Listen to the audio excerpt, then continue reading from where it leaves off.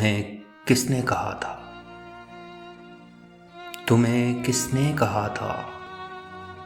दोपहर के गरम सूरज की तरफ देखो और इतनी देर तक देखो कि बीनाई पिघल जाए।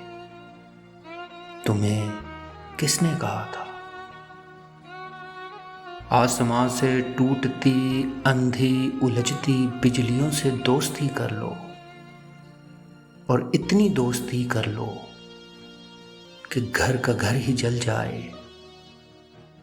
तुम्हें किसने कहा था? एक अनजाने सफर में अजनबी राहरों के हमरा दूर तक जाओ और इतनी दूर तक जाओ कि वो रास्ता बदल जाए। तुम्हें किसने कहा था?